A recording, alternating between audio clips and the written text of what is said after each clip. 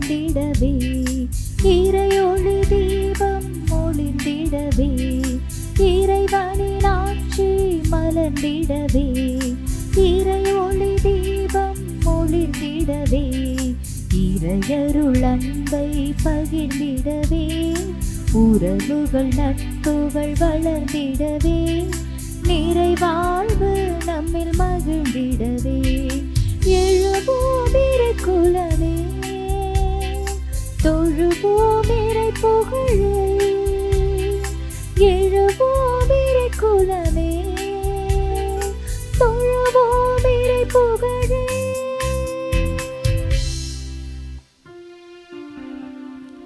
தந்தை மகன் தூய் ஆவியாரின் பெயராலே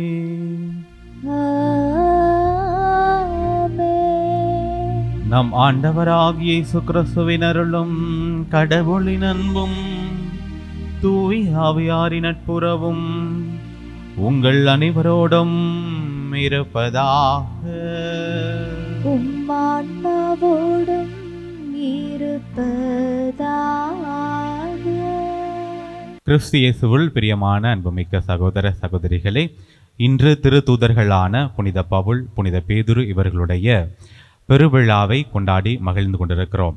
திருச்சபையினுடைய இரு பெரும் தூண்கள் இவர்கள்.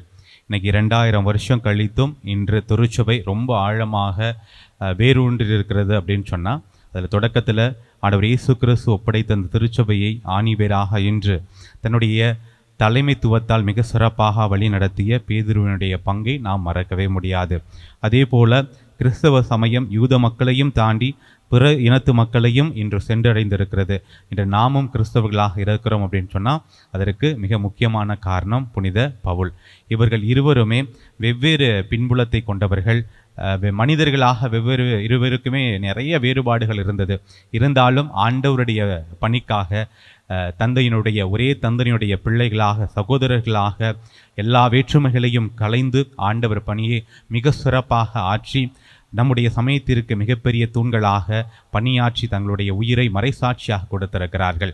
அவர்களுடைய பெருவிழாவை இன்று நாம் கொண்டாடி கொண்டிருக்கிறோம். இருவருமே வெவ்வேறு காலகட்டங்களில் இருந்தாலும் அவர்களுடைய அளப்பரிய பணி, இருவரும் அவர்களுக்குள் இருந்த அந்த நட்பும் இன்று சிறப்பாக இருவருடைய விழாவையும் ஒரே நாளில் நாம் கொண்டாடி மகிழ்ந்து கொண்டிருக்கிறோம். அன்பிற்குரியவர்களை, சிறப்பாக இந்த நாளில் இந்த திருப்பலியில் நம் ஒவ்வொருத்தருக்குமே பல வேறுபாடுகள் இருக்கிறது, வெவ்வேறு பின்புலங்கள் இருக்கிறது.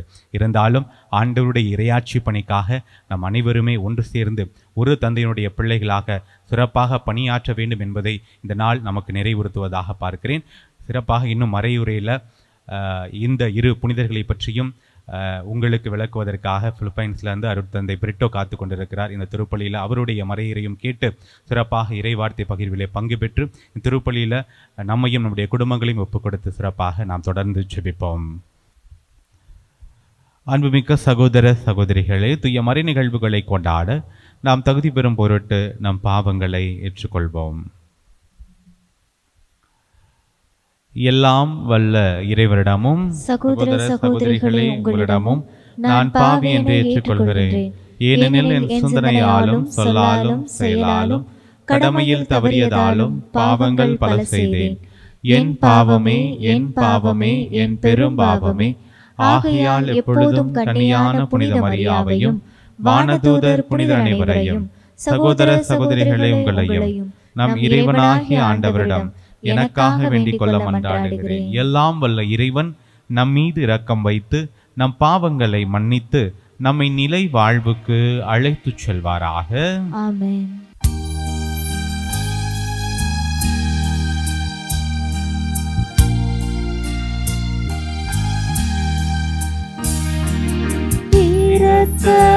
இரக்கமாயிரும், இரக்கமாயிரும்,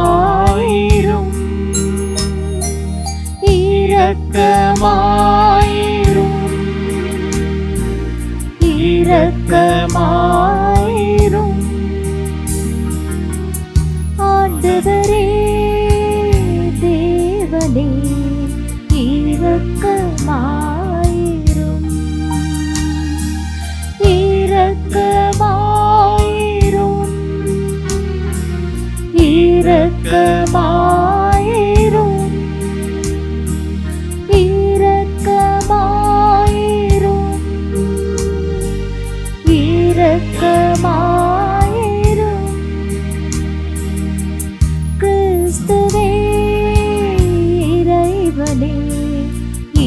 இரக்கமாயிரும் இரக்கமாயிரும் இரக்கமாயிரும். அன்பிற்குரியவர்களே, இந்த இரும் பெரும் திருத்தூதர்களை கிறிஸ்தவ சமயத்திற்கு கொடுத்தமைக்காக இந்த நேரத்திலே உன்னதங்களிலே பாடி ஆண்டவரை நாம் போற்றி புகழ்வோம்.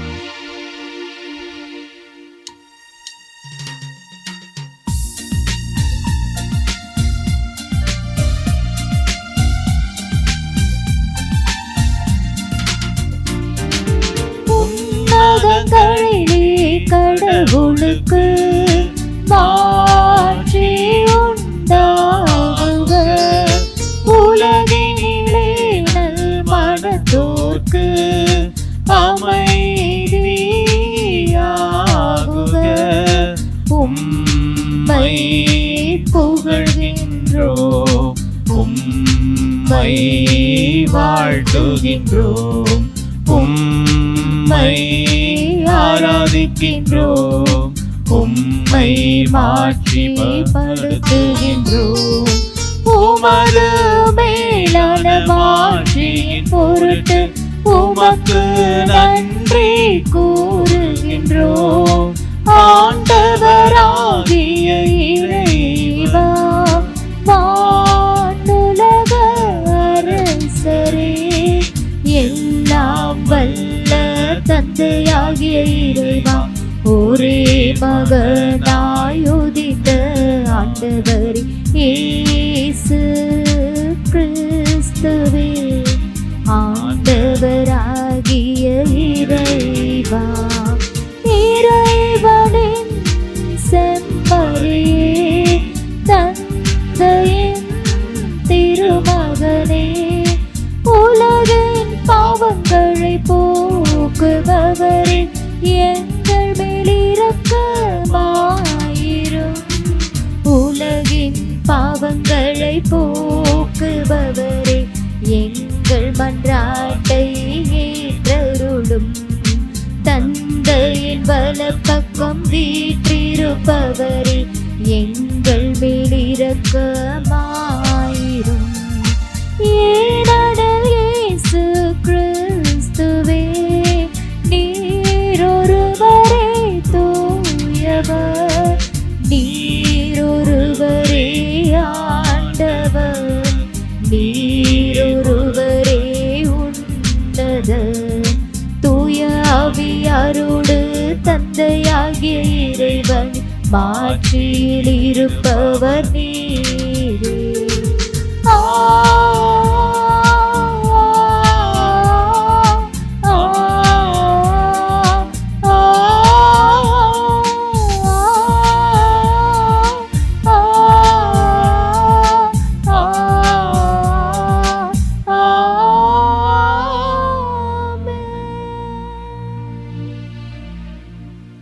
ஜெபிப்போமாக.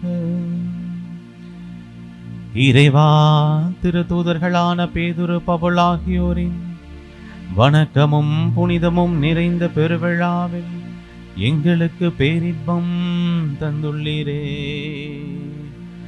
அவர்களிடமிருந்தே உமது திரு அவை சமய வாழ்வை தொடக்கத்தில் பெற்றுக்கொண்டது போல அவர்களின் படிப்பினைகளை எல்லாவற்றிலும் கடைபிடிக்க அருள் புரிவீராக.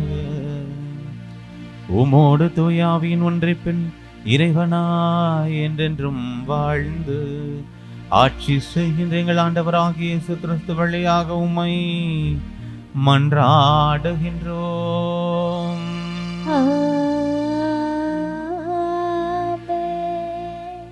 முதல் வாசகம்.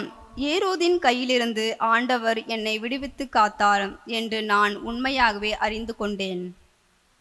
திருத்தூதர் பணிகள் நூலிருந்து வாசகம். அதிகாரம் 12, இறைவாசனங்கள் 1-11 முடிய.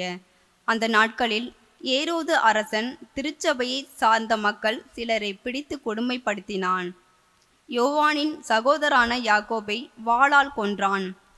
அது யூதருக்கு மகிழ்ச்சி அளித்ததைக் கண்டு அவன் தொடர்ந்து பேதுருவை கைது செய்தான். அது புளிப்பற்ற அப்ப விழா நாட்களில் நடந்தது. அவரை பிடித்து சிறையில் அடைத்து காவல் செய்யுமாறு 4 படைவீரர் கொண்ட 4 குழுக்களிடம் அவன் ஒப்புவித்தான். பாஸ்கா விழாவுக்கு பின் மக்கள் முன்பாக அவரது வழக்கை விசாரிக்கலாம் என விரும்பினான். பேதுரு இவ்வாறு சிறையில் காவலில் வைக்கப்பட்டிருந்த போது திருச்சபை அவருக்காக கடவுளிடம் உருக்கமாக வேண்டியது. ஏரோது அவரது வழக்கை கேட்பதற்கு முந்தின இரவில் பேதுரு படைவீரர் இவருக்கு இடையே 2 சங்கிலிகளால் கட்டப்பட்டு தூக்கி கொண்டிருந்தார். காவலர்கள் வாயிலுக்கு முன்பாக சிறையை காவல் செய்து கொண்டிருந்தார்கள். அப்போது ஆண்டவரின் திருத்தூதர் அங்கு வந்து நின்றார். அறை ஒளிமயமாகியது. அவர் பேதுருவை தட்டி எழுப்பி, உடனே எழுந்திடு என்று கூறி சங்கிலிகள் அவர் கையிலிருந்து கீழே விழுந்தன. வானதூதர் அவரிடம் இடையே கச்சையை கட்டி மிதியடிகளை போட்டுக்கொள்ளும் என்றார். அவர் அவ்வாறே செய்தார். தூதர் அவரிடம் உமது மேலுடையை அணிந்து கொண்டு என்னை பின்தொடரும் என்றார். பேதுரு வானதூதரை பின்தொடர்ந்து சென்றார்.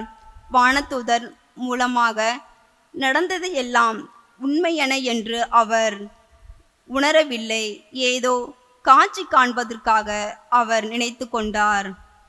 அவர்கள் 1ஆம் காவல் நிலையை 2ஆம் காவல் நிலையை கடந்து நகருக்கு செல்லும் இரும்பு வாயில் அருகே வந்தபோது அது அவர்களுக்கு தானாகவே திறந்தது. அவர்கள் வெளியே வந்து ஒரு சந்து வழியாக சென்றார்கள். உடனே வானதூதர் அவரை விட்டு அகன்றார். பேதுரு தன்னுருவ பெற்றபோது ஆண்டவர் தம் வானதூதரை அனுப்பி, ஏரோதின் கையிலிருந்து என்னை விடுவித்து யூத மக்கள் எதிர்பார்த்த எதுவும் நிகழாதவாறு என்னை காத்தார் என்று நான் உண்மையாகவே அறிந்து கொண்டேன் என்றார். ஆண்டவரின் அருள்வாக்கு. இறைவனுக்கு நன்றி. பதிலுரை பாடல் பல்லவி. எல்லா வகையான அச்சத்தினின்றும் ஆண்டவர் என்னை விடுவித்தார்.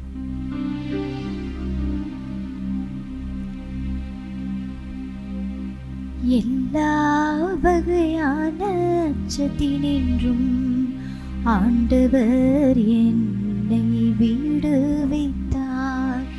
எல்லா வகையான அச்சத்தினின்றும் ஆண்டவர் என்னை விடுவித்தார். ஆண்டவரை நான் எக்காலமும் போற்றுவேன். அவரது புகழ் எப்பொழுதும் என் நாவில் ஒலிக்கும். நான் ஆண்டவரை பற்றி பெருமையாக பேசுவேன். எளியோர் இதை கேட்டு அக்களிப்பர். எல்லா வகையான அச்சத்தினின்றும் ஆண்டவர் என்னை விடுவித்தார். எல்லா வகையான அச்சத்தினின்றும் ஆண்டவர் என்னை விடுவித்தார். என்னுடன் ஆண்டவரை பெருமைப்படுத்துங்கள். அவரது பெயரை ஒருமிக்க மேன்மைப்படுத்துவோம். துணை வேண்டி நான் ஆண்டவரை மன்றாடினேன். அவர் எனக்கு மறுமொழி பகர்ந்தார். எல்லா வகையான அச்சத்தினின்றும் அவர் என்னை விடுவித்தார். எல்லா வகையான அச்சத்தினின்றும் ஆண்டவர் என்னை விடுவித்தார். எல்லா வகையான அச்சத்தினின்றும் ஆண்டவர் என்னை விடுவித்தார். அவரை நோக்கி பார்த்தோர் மகிழ்ச்சியால் மிளிர்ந்தனர். அவர்கள் முகம் அவமானத்திற்கு உள்ளாகவில்லை. இந்த ஏழை கூவி அழைத்தான், ஆண்டவர் அவனுக்கு செவி சாய்த்தார். அவர் எல்லா நெருக்கடியினின்றும் அவனை விடுவித்து காத்தார். எல்லா வகையான அச்சத்தினின்றும் ஆண்டவர் என்னை விடுவித்தார். எல்லா வகையான அச்சத்தினின்றும் ஆண்டவர் என்னை விடுவித்தார். ஆண்டவருக்கு அஞ்சி வாழ்வோரை அவர் தம் தூதர் சூழ்ந்து நின்று காத்திடுவர். ஆண்டவர் எத்துணை இனியவர் என்று சுவைத்து பாருங்கள். அவரிடம் அடைக்கலம் புகுவோம் பேறு பெற்றோம். அவரிடம் அடைக்கலம் புகுவோம் பேறு பெற்றோம். எல்லா வகையான அச்சத்தினின்றும் ஆண்டவர் என்னை விடுவித்தார். எல்லா வகையான அச்சத்தினின்றும் ஆண்டவர் என்னை விடுவித்தார்.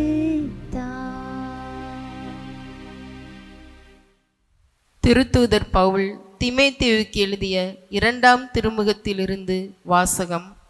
அதிகாரம் 4, வசனங்கள் 6 முதல் 8 மற்றும் 17, 18. அன்புக்குரியவரே, நான் இப்போதே என்னை பலியாக படைக்கிறேன். நான் பிரிந்து செல்ல வேண்டிய நேரம் வந்துவிட்டது. நான் நல்லதொரு போராட்டத்தில் ஈடுபட்டேன். என் ஓட்டத்தை முடித்து விட்டேன். விசுவாசத்தை காத்து கொண்டேன். இனி எனக்கென வைக்கப்பட்டிருப்பது நேரிய வாழ்வுக்கான வெற்றி வாகையே. அதை இறுதி நாளில் ஆண்டவர் எனக்கு தருவார். நீதியான அந்த நடுவர் எனக்கு மட்டுமல்ல, அவர் தோன்றுவார் என விரும்பி காத்திருக்கும் அனைவருக்குமே தருவார். நான் அறிவித்த செய்தி நிறைவுற்று அனைத்து நாட்டவரும் அதனை கேட்க வேண்டுமென்று ஆண்டவர் என் பக்கம் நின்று எனக்கு வலுவூட்டினார். சிங்கத்தின் வாயிலிருந்தும் என்னை விடுவித்தார். தீங்கு அனைத்திலிருந்தும் அவர் என்னை விடுவித்து தம் விண்ணரசில் சேர்த்து எனக்கு மீட்பளிப்பார். அவருக்கே என்றென்றும் மாட்சி உரித்தாகுக. ஆமென். ஆண்டவரின் அருள்வாக்கு. இறைவனுக்கு நன்றி.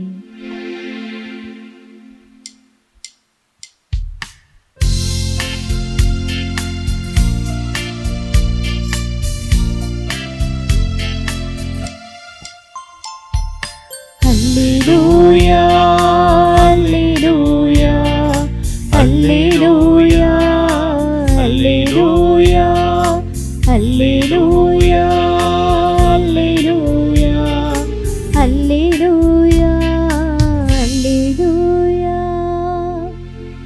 உன் பெயர் பேதுரு, இந்த பாறையின் மேல் என் திருச்சபையை கட்டுவேன். பாதாளத்தின் வாயில்கள் அதன் மேல் வெற்றி கொள்ளார். அல்லேலூயா,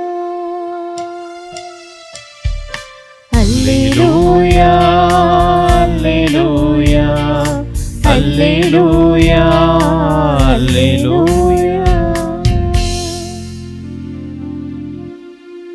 ஆண்டவர் உங்களோடு இருப்பாராக. உம் ஆன்மாவோடும் இருப்பாராக. புனித மத்தேயு எழுதிய நற்செய்தியிலிருந்து வாசகம். ஆண்டவரே, மாட்சி உமக்கே. மத்தேயு எழுதிய நற்செய்தி அதிகாரம் 16 இறைவசனங்கள் 13 முதல் 19 வரை. அக்காலத்தில் இயேசு பிலிப்பு செசாரியா பகுதிக்கு சென்றார். அவர் தம் சீடரை நோக்கி, மானிட மகன் யாரென்று மக்கள் சொல்கிறார்கள் என்று கேட்டார். அதற்கு அவர்கள், சிலர் திருமுழுக்கு யோவான் எனவும், வேறு சிலர் எலியா எனவும், மற்றும் சிலர் எரேமியா அல்லது பிற இறைவாக்கினருள் ஒருவர் என்றும் சொல்கின்றனர் என்றார்கள். ஆனால் நீங்கள் நான் யார் என சொல்கிறீர்கள் என்று அவர் கேட்டார். சீமோன் பேதுரு மறுமொழியாக, நீர் மெஸ்ஸியா, வாழும் கடவுளின் மகன் என்று உரைத்தார். அதற்கு இயேசு, யோனாவின் மகனான சீமோனே, நீ பேறு பெற்றவன், ஏனெனில் எந்த மனிதரும் இதை உனக்கு வெளிப்படுத்தவில்லை, மாறாக விண்ணகத்திலுள்ள என் தந்தையே வெளிப்படுத்தியுள்ளார். எனவே நான் உனக்கு கூறுகிறேன், உன் பெயர் பேதுரு. இந்த பாறையின் மேல் என் திருச்சபையை கட்டுவேன், பாதாளத்தின் வாயில்கள் அதன் மேல் வெற்றி கொள்ளா. விண்ணரசின் திறவுகோல்களை நான் உன்னிடம் தருவேன். மண்ணுலகில் நீ தடை செய்வது விண்ணுலகிலும் தடை செய்யப்படும், மண்ணுலகில் நீ அனுமதிப்பது விண்ணுலகிலும் அனுமதிக்கப்படும் என்றார். ஆண்டவரின் அருள் வாக்கு. கிறிஸ்துவே உமக்கு புகழ். கிறிஸ்து இயேசுவில் அன்பான இறைமக்களே, இந்த நாளில் தாய் திருச்சபையானது திருச்சபையின் இருபெரும் தூண்களாக கருதப்படக்கூடிய பேதுரு, பவுல் இவர்களுடைய பெருவிழாவை கொண்டாடுகிறது. இவர்கள்தான் பில்லர்ஸ் ஆஃப் த சர்ச். இந்த இருவரும் தான் திருச்சபையை தாங்கி நிற்கக்கூடியவர்கள். இப்போ பேதுருவை பற்றி பேசுறதுக்கே நமக்கு மணிக்கணக்காக நேரம் தேவைப்படும். பேதுருவை கடந்தும் என்னைட்டெல்லாம் தனிப்பட்ட விதத்தில் கேட்டீங்க அப்படின்னா, நான் படித்ததும் பவுலடியாருடைய குடும்பம் என்பதனால பவுலை பற்றி பேசுவதற்கு அத்தனை காரியங்கள் இருக்கிறது. இருப்பினும் கூட இந்த குறுகிய நேரத்திற்குள் ஒரு 20 நிமிடங்களுக்குள்ளாக இந்த விழாவினுடைய முக்கியத்துவத்தையும், இந்த இரண்டு புனிதர்களும் எப்பேற்பட்ட பணியாற்றி இருக்கிறார்கள், ஏன் இவர்கள் தவிர்க்க முடியாத புனிதர்களாக இயேசுவுக்கு அடுத்த நிலையில் திருச்சபையை கட்டி எழுப்பிய மனிதர்களாக மாறி போனார்கள், புனிதர்களாக உயர்த்தப்பட்டார்கள் என்பதை நாம் அறிந்து கொள்ள, தெரிந்து கொள்ள அவருடைய வாழ்க்கை வரலாற்றையும், விவிலியத்தின் பின்னணியில் அவர்கள் சந்தித்த ஏற்றங்கள் இரக்கங்கள், அவருடைய உயிர் துறத்தலின் மூலமாக இரத்தம் சிந்தி எப்படி திருச்சபைக்கு உயிர் கொடுத்தார்கள் என்பதை உங்களோடு பகிர்ந்து கொள்ள விரும்புகிறேன். முதல்ல யாரை பற்றி பார்க்குறோம் அப்படின்னா, முதல்ல பேதுருவை பற்றி பார்க்கலாம் வரலாற்று பின்னணியோட. அதற்கப்புறம் பவுலடியாரை சொல்லி இறுதியாக இவர்கள் மூலமாக நாம் கற்றுக்கொள்ள வேண்டிய பாடம் என்ன அப்படின்றதையும் சுருக பார்க்கலாம். பேதுரு அப்படின்ற பேருக்கு நம்ம எல்லாருக்கும் விளக்கம் தெரியும். ராக், கேபா அப்படின்ற வார்த்தையிலிருந்து அதுக்கு ராக் என்று பொருள் எடுக்கிறார்கள். அதுவே கிரீக் மொழியில பார்க்கும்போது பெத்துருஷ் அப்படின்றாங்க. இங்க பிலிப்பைன்ஸ்லாம் அந்த பெதுருஷ் அப்படின்றதான் பெரும்பாலும் பயன்படுத்துவாங்க. அப்போ ராக் திருச்சபையினுடைய ஒரு பாறையாக இயேசுவால் அறிமுகப்படுத்தப்பட்டவர், அறியப்பட்டவர் அல்ல, அறிமுகப்படுத்தப்பட்டவர். அவர் தேர்ந்தெடுத்து அவரை தயார் செய்து அவரை திருச்சபையினுடைய பாறையாக மாற்றுகிறார். பெரும்பாலும் இந்த திரைப்படங்கள் பார்க்கிற பொழுது சொல்லுவாங்க, என்னை அவர் தான் அறிமுகப்படுத்தினார் அப்படின்னா, ஒரு சாதாரணமாக இருக்கக்கூடிய ஒரு மனிதனை தேர்ந்தெடுத்து அவனை பக்குவப்படுத்தி அவன் நடிகனாக மாற்றுறதுனால ஒரு இயக்குனரை பற்றி சொல்லுகிற பொழுது இவர் தான் என்னை அறிமுகப்படுத்தினார் அப்படின்னு சொல்லுவாங்க. அதனால தான் நான் இந்த வார்த்தையை தெளிவாக பயன்படுத்துகிறேன். பேதுருவை பாறையாக இயேசு ஆண்டவர் நமக்கு அறிமுகப்படுத்துகிறார் என்று சொன்னால் அதை பாறையாக வடித்து தயாரித்தவர் இயேசு கிறிஸ்து தான் என்பதை நாம் இந்த இடத்தில் ஏற்றுக்கொள்ள வேண்டும். பேதுரு எந்த பகுதியை சார்ந்தவர் அப்படின்னா, முழுக்க முழுக்க பெத்சாய்தா பகுதி, கலிலேயாவினுடைய மேற்புறத்தில் இருக்கக்கூடிய அந்த பெத்சாய்தா பகுதியில் ஒரு மீனவ குடும்பத்தில் பிறந்து வளர்ந்த ஒரு மனிதராகத்தான் இருக்கிறார். ஆனால் அவர் திருமணமாகி போன இடம் தான் எங்கே மாறுதுன்னா, கப்பர்நாகும் பக்கமாக அது மாறுகிறது. பேதுருவை பற்றி சொல்லும் போது அடுத்த ஒரு காரியம், இவருடைய சகோதரர்களை பற்றி சொல்லுவார்கள். இவருக்கு ஆண்ட்ரூ என்கிற ஒரு சகோதரர் இருக்கிறார், அந்திரேயா. இதை ரெண்டு விதமாக சொல்லுவாங்க. பேதுரு இளைய சகோதரர் அப்படின்னு சொல்லக்கூடியவர்களும் இருக்கிறார்கள், பேதுரு தான் மூத்த சகோதரர் அப்படின்னு சொல்லக்கூடிய விதத்திலும் இருக்கிறாங்க. இதுல பேதுருவோட கூட பிறந்தது அந்திரேயான்றதான் முக்கியமா ஒழிய இதுல யார் முன்ன பிறந்தா பின்ன பிறந்தா அப்படின்றதெல்லாம் நம்முடைய விவாதத்துக்கு தேவையற்றது. அப்படின்றதுனால அவருக்கு ஒரு உடன்பிறப்பு இருந்தது. அவருடைய பெயர் ஆண்ட்ரூ அந்திரேயா. அவரும் இயேசுவுடைய சீடர். அந்த தரவு நமக்கு கட்டாயம் இந்த நாளில் தெரிந்திருக்க வேண்டும். அதற்கப்புறம் பார்க்கிற பொழுது பேதுருடைய அழைத்தலை குறித்து 2 விதமான செய்தி கொடுக்கப்பட்டிருக்கிறது.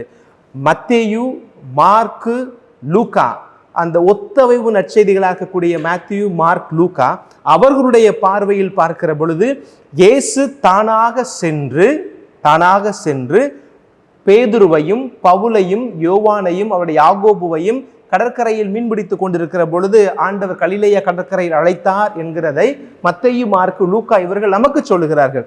ஆனால் யோவான் சற்று வித்தியாசம் சொல்ல முடியாது, அடுத்த ஒரு பார்வையில சொல்லுகிறார். யோவானுடைய பார்வையில பார்க்கிற பொழுது அவருடைய அந்த நரேட்டிவ்ஸ் எப்படி இருக்குது அப்படின்னா, ஆண்ட்ரூ, அந்திரேயதான் முதலில் இயேசுவால் அழைக்கப்பட்டவர் என்பதும் அந்திரேயதான் இயேசுவை கண்டுகொண்டார். அந்த அந்திரேயா யாரு? அந்திரேயா தொடக்கத்துல திருமுழுக்கு யோவானுடைய சீடராக இருக்கிறார். ஒரு முறை இயேசு ஆண்டவர் கடந்து செல்கிற பொழுது இதோ இதான் ஆட்டுக்குட்டி என்று அறிமுகப்படுத்திய பிறகு அந்த ஆட்டுக்குட்டி என்று சொன்ன அந்த வார்த்தையை கேட்ட பிறகு பின்தொடர்ந்து செல்கிறார்கள். இயேசுவோடு தங்குகிறார். தங்கிய பிறகு தான் பெற்ற அனுபவத்தை வந்து தன்னுடைய சகோதரராக இருக்கிற பேதுருவுக்கு சொன்ன பிறகு பேதுருவும் தான் சென்று இயேசுவை கண்டதாக யோவானுடைய நற்செய்தி பகுதி போகிறது. அப்போ ஏதோ விதத்துல கடவுளால் அழைக்கப்பட்டவர் அப்படின்றத நம்ம இந்த இடத்துல புரிந்து கொள்ள வேண்டும். சரி, இப்போ பேதுருடைய குணநலங்கள் என்ன? அவர் எப்படிப்பட்ட ஒரு மனிதர்? திருச்சபையினுடைய பாறை என்று இயேசுவால் அறிமுகப்படுத்தப்பட்டிருக்கிற ஒரு மனிதராக மாறும் அளவிற்கு அவரிடம் என்ன குணங்கள் இருக்கிறது அப்படின்னு பார்த்தோம்னா, பேதுருடைய வாழ்க்கை ரொம்ப ஏற்றங்களும் இரக்கங்களும் நிறைந்த ஒரு வாழ்க்கையாக இருந்தது. ரொம்ப யதார்த்தமான நம்பிக்கை கொண்ட ஒரு மனிதராக இருந்தார். ஒரு சில ஏற்றங்கள் என்ன, ஒரு சில இரக்கங்கள் என்ன அப்படின்றத பார்க்கலாம். ஏற்றங்கள் நீங்க அடிக்கடி கேள்விப்பட்டிருப்பீங்க இல்லையா? அவர் தன் உயிரை கொடுத்தார் அப்படின்றதும், ஒரு தலைமைத்துவத்தோடு இருந்தார் அப்படின்றதையும் நாம புரிந்து கொள்ள முடியும். ஆனால் அவர் எந்த இடங்கள்லாம் ஃபெயிலியர், வாழ்க்கையில அவர் தோல்விகளை சந்தித்த இடம், சறுக்கல்களை சந்தித்த இடம் அப்படின்னு சொல்லி ஒரு 9 இடங்களை நான் உங்களுடைய பார்வைக்கு கொண்டு வர விரும்புகிறேன். பெரும்பாலும் பேதுருவை பத்தி சொல்லுகிற பொழுது இந்த வார்த்தை பயன்படுத்துவாங்க. என்னன்னா, நாணலை போல வளைஞ்சு வளைஞ்சு வளைஞ்சுதான் அவருடைய வாழ்க்கை அப்படி போயிட்டு, ஒரு ஜிக்ஸாக் தான். அப்படியே நேர் பாதையில அப்படியே நம்பிக்கையில வளர்ந்து போன ஒரு மனிதர் அல்ல. மேலே போவாரு, அப்புறம் கீழே வருவார், அப்புறம் கீழே இருந்து மேலே போவார், அப்படிதான் இருந்துச்சு. நாணலை போல அவருடைய நம்பிக்கையும் அவருடைய செயல்பாடும் மாறிக்கொண்டே இருந்தது. உச்ச நம்பிக்கைக்குரியவராகவும் இருந்தார், மொத்தமா அடிமட்ட நம்பிக்கைக்கும் அவர் தான் ஒரு உதாரணமா அவருடைய காலத்துல இருந்திருக்கிறாரு. கூட இருந்த சீடர்களுக்கு ஒரு தலைமை சீடராக. நம்ம ஊர்ல ஒரு பழமொழி சொல்லுவாங்க இல்லையா, வச்சா குடும்பி அடிச்சா மொட்டை. அது இவருடைய நம்பிக்கை வாழ்க்கைக்கு மிக சரியாக பொருந்தும். அப்போ பார்க்கும்போது, ஒன்று, இயேசுவோடு அதிகமாக பேசக்கூடிய வாய்ப்பை பெற்றவர் இவர்தான். இது ஒரு பாசிட்டிவா சொல்லலாம். அதே நேரத்துல இயேசுகிட்ட அதிகமாக திட்டுகளை வாங்கிய மனிதர் அப்படின்னாலும் அது பேதுருவைத்தான் சாரும். இவருடைய வாழ்க்கையில சேர்ந்த ஃபெயிலியர் சொல்றேன் பாருங்களேன். ஆண்டவரே, நீர்தாம் என்றால் இப்பவோ சொல்லும், கடலில் இறங்கி நான் நடந்து வருகிறேன் அப்படின்னு சொன்ன அந்த உச்ச நம்பிக்கையை வெளிப்படுத்திட்டு லபக்குன்னு நம்பிக்கை குறைவு ஏற்படுகிற போது தண்ணிக்குள்ள ட்ரௌனிங் ஆகி போயிட்டு இருக்காரு, மூழ்கி போய் விடுகிறார். அது ஒரு ஃபெயிலியராக பார்க்கப்படுகிறது. அப்போ நம்பிக்கை வருது, லபக்குன்னு அப்படியே இறங்குது. பார்த்துக்குங்க. ரெண்டாவது, ஆண்டவர் தன்னுடைய பாடுகளை அறிவிக்கிற பொழுது அதுக்கு முந்தின வசனம் தான் இயேசு சொல்லுவாரு, இது நீனாக சொல்லவில்லை, உனக்கு ஆண்டவர் தான் வெளிப்படுத்தினாரு அப்படின்ற வார்த்தையெல்லாம் சொல்லுவார். யோனாவின் மகனான சீமோனே அப்படின்னு சொல்லி உச்சமா அவரை புகழ்வார். அடுத்து உடனடியாக இயேசுகிட்ட எப்படி ஒரு திட்டு வாங்குவார்னா, உங்களுக்கு இது தேவையில்லாதது, ஆண்டவரே உமக்கு இது வேண்டாம் என்று சொல்லுகிற பொழுது ஆண்டவர் போ அப்பாலே சாத்தானே அப்படின்னு சொல்லி அவரை திட்டி விட்டுருவார். ஒரே இடத்துல 2 காரியம் நடக்குது பாருங்களேன். பாதம் கழுவுகிற பொழுது அதற்கு முன்பாக பாதம் கழுவுவதற்கான எல்லா காரியத்தையும் சொல்லி ஆண்டவர்கள் தயார்படுத்திய பிறகும் கூட இயேசு பாதம் கழுவ வருகிற பொழுது அவரை தடுக்கிறார். அப்புறம் இயேசுடைய ஒரு சில கருத்துக்கள் அவர் சொல்லி அவரை புரிய வச்சு தான் பாதங்களை கழுவக்கூடியவராகவும் தன்னை வெளிப்படுத்துகிறார். கெட்செமனி தோட்டம். அப்போ அவருக்கு நன்றாக தெரியும் இயேசு படப்போகிற அந்த உச்ச வேதனை நெருங்கி வருகிறது. அப்போ ஒரு தலைவராக, ஒரு குருவாக இருக்கக்கூடியவர் ஒரு சீடனை பார்த்து எனக்காக வேண்டிக் கொள்ளுங்கள் அப்படின்னு கேட்கிறார் அப்படின்னா அவர் எவ்வளோ ஒரு பிரச்சனையில் இருக்கக்கூடியவராக இருப்பார். அதான உண்மை. இப்போ பங்குசாமியார் அவங்கள்ட்ட சொல்றாரு எனக்காக வேண்டிக்கங்க அப்படின்னு சொல்றாருன்னா, நம்ம வழக்கமாக நம்ம தான் சாமி கிட்ட போய் வேண்டிக்குங்கன்னு சொல்லி கேட்போம். இப்போ பங்குசாமியார் நம்மகிட்ட வேண்டிக்கிற சொல்றாரு, ஒரு குருவானவர் நம்மளை வேண்டிக்கிற சொல்றாருன்னா அப்போ அவருக்கு ஏதோ ஒரு சீரியஸான தேவை இருக்குது அப்படின்றத எளிய மக்களாலும் புரிந்து கொள்ள முடியும். ஆனால் அது பேதுருவால புரிந்து கொள்ள முடியல. பார்த்துக்கோங்க. எனக்காக விழித்திருந்து ஜெபியுங்கள் அப்படின்னு சொல்லிட்டு போறாரு. ஆனால் நம்ம ஆளுங்க எல்லாரும் இங்கே சேர்ந்து தூங்குறாங்க. அதுல பேதுரு தான் தலைமைச் சீடராக உட்கார்ந்து உறங்கி கொண்டிருக்கிறார். மீண்டுமாக ஒரு சறுக்கல். அதுக்கப்புறம் மால்குவினுடைய காதை வெட்டக்கூடிய ஒரு காரியம். இதை எப்படி வேணாலும் நம்ம புரிந்து கொள்ள முடியும். அப்போ இயேசுவோடு இருந்து பக்குவப்பட்டிருக்கணும், அப்போ அன்பு, அதே நேரத்தில் பிறர் அன்பை பற்றி இயேசு அதிகமாக சொல்லுகிறார். சகிப்புத்தன்மை பற்றி அவர்களுக்கு சொல்லியிருக்கிறாரு, மன்னிப்பை பற்றி சொல்லியிருக்கிறாரு, விட்டு கொடுக்கறத பற்றி சொல்லியிருக்கிறாரு. இது எல்லாம் கேட்டிருந்த போதும் கூட இயேசுவை கைது செய்கிற பொழுது தன்னை விடுவித்துக் கொள்ள அவருக்கு தெரியாதா? இருந்தாலும் கூட உடனடியாக ஆவேசப்பட்டு ஒரு இமோஷனல் பர்ஸ்ட் அவுட் ஆனது போல உடனடியாக அந்த வாளை எடுத்து காதை வெட்டுவதன் மூலமாக பொறுமை இல்லாத தன்மையில் தன்னுடைய சறுக்களை அந்த இடத்துல சந்திக்கக்கூடியவராக பேதுருவானவர் இருக்கிறார். அடுத்து, விண்ணகத்தினுடைய திறவுகோலை பெற்றிருந்த போதும் கூட, எப்படி விண்ணகத்தின் திறவுகோலை ஆண்டவர் அவருக்கு கொடுத்திருந்த போதும் கூட இயேசுடைய அந்த இறுதி நாட்களிலும் சரி, அவருடைய உயிர்ப்புக்கு பிறகும் கூட எருசலேமை விட்டு தப்பி செல்ல முயன்றவர் தான் யாரு? இந்த பேதுருவாக அறியப்படுகிறார். மற்றபடி பிலாத்துடைய அரண்மனையில் அவர் எப்படி அவரை மறுதளித்தார், அது மீண்டுமாக சொல்ல தேவையில்லை, உங்களுக்கு தெரிந்ததனால் உங்களுடைய பார்வைக்கு விடுகிறேன். அதையும் கடந்து பெண்கள், அந்த பெண்கள் முதல் முறையாக இயேசுவை அந்த குகையிலே போய்விட்டு கல்லறையில் சந்தித்து வந்து அந்த பெண்கள் சொல்லுகிற பொழுது அவர்களை நம்ப மாட்டார். இது யதார்த்தமா தன்னுடைய பெண்களுடைய சாட்சியம் அந்த காலத்துல செல்லாது, அதனால நானும் நம்ப மாட்டேன் அப்படின்ற ஒரு மனநிலையில, ஒரு ஆணாதிக்க மனநிலையில கூட பேதுரு இருந்திருக்கலாம் அப்படின்னு நான் நினைக்கிறேன். ஆனால் இது பேதுரு அப்படி இருந்தது பிரச்சனை இல்லை. ஆனா அதுக்கு முன்னாடி அவர் யாரோட இருந்திருக்கிறாரு? அவர் இயேசுவோட இருக்கிற பொழுது அவர் பெண்களை எப்படி அணுகினார், எப்பேற்பட்ட ஒரு முக்கியத்துவத்தை கொடுத்தார், அவருடைய குரலுக்கு செவி கொடுக்கக்கூடியவராக இருந்தார். அவரோடு இருந்து வாழ்ந்து பயிற்சி பணிபெற்று தலைமை ஏற்கக்கூடிய நிலைமைக்கு இயேசுவால் உயர்த்தப்பட்ட பிறகு அவரிடம் இருக்கிற அந்த ஆணாதிக்க சிந்தனை தான் இந்த பெண்கள் வந்து இயேசுவை கண்டோம் என்று சொல்லுகிற பொழுது ஏற்றுக்கொள்ள தடையாக இருந்திருந்தால் அது ஒரு சறுக்கல். இரண்டாவது, நம்பிக்கை இல்லாமல் கூட இருந்திருக்கலாம், அதுவும் சறுக்கலாக இருக்கிறது. முறைப்படி பார்த்தா பேதுரு தான் ஆளை போய் கல்லறையை பார்த்திருக்கணும், அவர் அந்த இடத்திற்கு போகவில்லை அப்படின்றது அவருடைய யதார்த்த மனநிலையை நமக்கு காட்டுகிறது. அதுக்கப்புறம் பெந்தகோஸ்தே அனுபவத்திற்கு பிறகும் கூட, எப்படி பெந்தகோஸ்தே அனுபவத்திற்கும் பிறகும் கூட புறவினத்து மக்களை வேற்றுமை பாராட்டியவராகத்தான் அவர் இருந்தார் தொடக்கத்துல. அது பின்னாடி மாறினார் அப்படின்றது வேற கதை. ஆனால் அந்த பெந்தகோஸ்தே அனுபவத்திற்கு பிறகும் கூட அந்த ஒரு டிஃபரன்சியேஷன் பார்க்கக்கூடியது, பிரித்து பார்க்கக்கூடிய மனநிலையில பேதுரு இருந்திருக்கிறார். அதுவும் அவருடைய நடவடிக்கையில் ஒரு சறுக்கலாக பார்க்கப்படுகிறது. 9வது, நான் 1 2 சொல்லி வரல, அதனால நீங்க என்ன செய்யணும், நான் சொன்ன 9 வேற்றுமைகளையும் சாமி திடீர்னு 9ன்னு சொல்றாரு இல்லையா, அப்ப நான் 9 சொல்லியிருக்கிறானா அப்படின்றத நீங்கள் மீண்டுமாக இந்த மறையுரையை கேட்டால்தான் அது உங்களுக்கு தெரிய வரும். ஒருவேளை நான் 9 சொல்லாம 8 சொல்லியிருக்கேன், ஃபாதர் நீங்க 9வதுன்னு சொல்றீங்க ஆனா 7 தான் சொல்லியிருக்கிறீங்க, 9ன்னு சொல்றீங்க 10 சொல்லியிருக்கீங்க அப்படின்றத நீங்க கமெண்ட்ஸ்ல கூட நீங்க சொல்லலாம். ஒருவேளை உங்களுக்கு உண்மையிலே ஆர்வம் இருந்துச்சுன்னா இந்த 9 காரியங்களையும் விவிலியம் எங்கெங்க இருக்கிறது அப்படின்றத நீங்க மேற்கோள் எடுத்து கூட நீங்க கமெண்ட்ஸ்ல போட்டீங்கன்னா அது மக்களுக்கும் பயன்படும், பார்ப்பவர்களுக்கு அது பயனுள்ள விதத்தில் இருக்கும். இறுதியாக பவுலடியார் நேருக்கு நேரா இவரை வந்து திட்டிருக்கிறார். என்ன பகுதி அப்படின்னா, கலாத்தியர்களை திருமுகம் 2வது அதிகாரம் 11 14 எப்படி பவுலடியார் சாடுன்னு ராயப்பரை சாடி இருப்பார். நீங்க வந்து ஒருதலை பட்சமாக இருக்கிறீர்கள், நீங்க வந்து அப்படின்றதையும் ஓரவஞ்சனையோடு செயல்பட்டு கொண்டிருக்கிறீர்கள், ஆசீர்வாதத்தை பெற்றவர்களைப் போல உங்களுடைய செயல்பாடு இல்லை அப்படின்றத பேதுருவன் நேரடியா பவுலடியாரை சாடி இருப்பார். இதெல்லாம் தான் பேதுரு. ஆனால் இப்படி இருந்த பேதுரு தான் இந்த இயேசுவுக்காக தலைகீழாய் நின்று உயிர் கொடுக்கக்கூடிய ஒரு உன்னதமான நிலைக்கு தன்னை உயர்த்தி கொண்டார். இப்ப பேதுருடைய இறப்பு அதை நம்ம பார்க்கிறோம். இயேசு பேதுருவுக்கு தனியாக தோன்றினார் இல்லையா, அது ஒரு விவிலியத்துல கொரிந்தியர்களை திருமுகம் 15வது அதிகாரத்துல 5வது வசனத்தை வாசிச்சு பாருங்க, அது உங்களுக்கு புரியும். 1 கொரிந்தியர் 15:5. அதுபோல சீடர்கள் எல்லாம் வெவ்வேறு நாடுகளுக்கு பிரிந்து சென்று கடவுளுடைய வார்த்தையை அறிவிக்க போகிறார்கள். அது உண்மைதானே?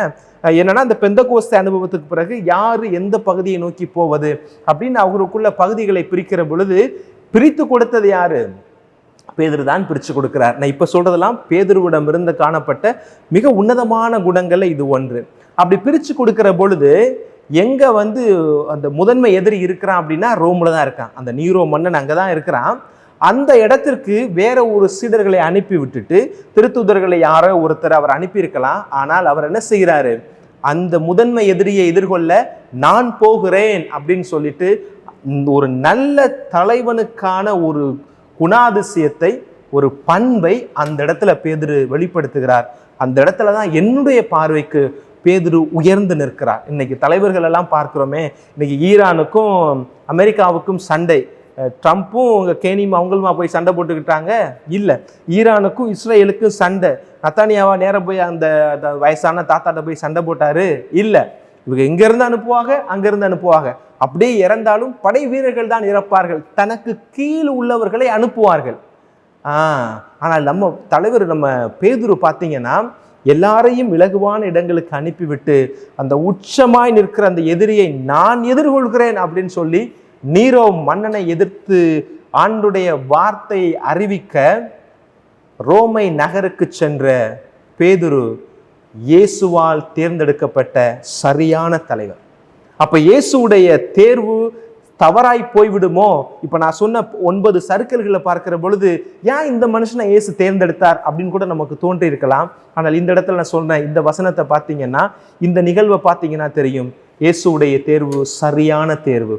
ஒரு நல்ல தலைவனாக ஆபத்துக்களையும் எதிர்ப்பையும் சந்திக்க முன்கள வீரனாக இதோ நான் இருக்கிறேன் என்று சொன்ன ராயப்பர் இயேசுடைய சரியான தேர்வாக அறியப்படுகிறார்.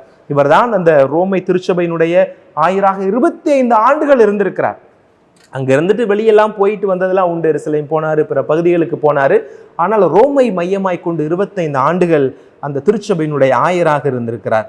பவுலோட சேர்ந்து 8 மாசம் சிறையில் இருந்திருக்கிறார். அந்த சிறையில சும்மா இல்லை, சிறையில் இருக்கிற நாட்களில் பலரை கிறிஸ்தவர்களாக கத்தோலிக்க விசுவாசத்தில் அவர் ஆழப்படுத்தி இருக்கிறார். இப்பேற்பட்ட பேதுரு 65 AD அவருக்கு அந்த கொலை தண்டனை கொடுக்கிற பொழுது அவர் ஒரே ஒரு நிபந்தனை வேண்டுகோளை வைத்துக் கொண்டார்.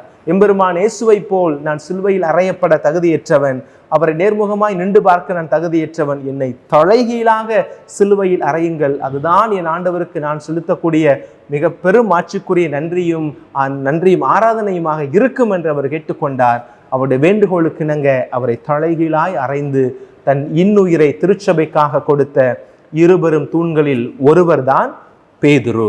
இதோட நம்ம பவுலடியாரை பற்றி நம்ம பார்க்கணும்.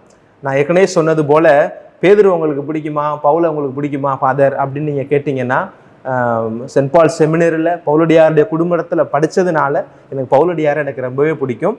அதையும் கடந்து அவருடைய கடிதங்கள்லாம் எனக்கு ரொம்ப பிடிக்கும். 13 கடிதங்கள். ஐயோ ஜீசஸ் கிரைஸ்ட், என்ன அழகாக அந்த கடிதங்கள். அதில் ஒரு மனிதன் ஒரு நேரடியாக உங்களுக்கே பேசுவது போல இருக்கக்கூடிய ஒரு வசனங்களை எல்லாம் பவுலடியார் எழுதியிருப்பார். இன்னைக்கு திருச்சபையில விட்டு பிரிந்து போன பல சகோதர சபைகள், சகோதரி சபைகள், எப்படி வேணாலும் நீங்கள் வைத்துக் கொள்ளுங்கள், அவர்கள் எல்லாம் விவிலியத்திலிருந்து ஒரு சில பகுதிகளை நீக்கி விடுவாங்க.